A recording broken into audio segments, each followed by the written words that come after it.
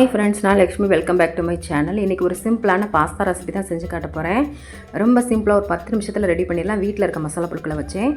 எப்படி பிளான் பார்க்குறதுக்கு முன்னாடி நம்மளோட கேஹெச்குட்டி சேனல் ரெசிபி சப்ஸ்கிரைப் பண்ணிக்கோங்க. பக்கத்தில் ஒரு பெல் ஐகானையும் கிளிக் பண்ணிக்கோங்க. ஒரு பேனை ஹீட் பண்ணிவிட்டு 1 டீஸ்பூன் அளவுக்கு எண்ணெய் சேர்த்துட்டு ஒரே ஒரு பெரிய வெங்காயம் நல்லா சின்னதாக அரிஞ்சிட்டு நம்ம சேர்த்து நல்லா வதக்கிக்கிற போகிறோம்.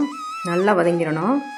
வதங்கினதுக்கு அப்புறமா பார்த்திங்கன்னா 1 டீஸ்பூன் அளவுக்கு இஞ்சி பூண்டு விழுது சேர்த்துட்டு அதையும் நல்லா பச்சை வாசனை போகிற அளவுக்கு வதக்கிடலாம். இதுக்கு வந்து நான் தக்காளி பழம் எடுத்திருக்கேன். 3 தக்காளி பழம் நல்லா விழுதாக அரைச்சி எடுத்துகிட்டு வந்துடலாம். நீங்கள் வெஜிடபிள்ஸ் எதுவும் வேணுன்னா கூட ஆட் பண்ணிக்கலாம்.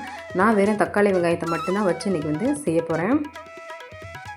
நல்லா இது வந்து வதங்கி தண்ணிலாம் வந்து வெளியே விட ஆரம்பிச்சிருச்சு. இப்போ வந்து மசாலா சேர்த்துடலாம். 1/4 டீஸ்பூன் அளவுக்கு மஞ்சள் தூள், 1/2 டீஸ்பூன் அளவுக்கு மிளகாய் தூள் சேர்த்துருக்கேன்.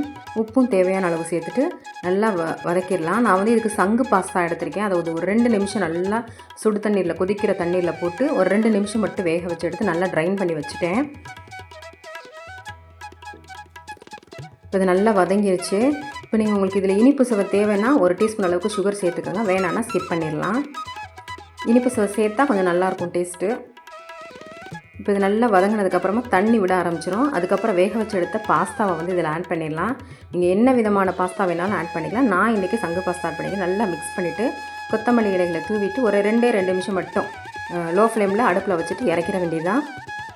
இது ஒரு பவுலுக்கு இப்போ ட்ரான்ஸ்ஃபர் பண்ணிடலாம். அடுப்பு ஆஃப் பண்ணிவிட்டு சூப்பரான இந்த பாஸ்தாவை நீங்களும் ட்ரை பண்ணி பார்த்துட்டு எப்படி இருந்துச்சு கமெண்ட் செக்ஷனில் உங்கள் ஃபீட்பேக்கை கொடுங்க.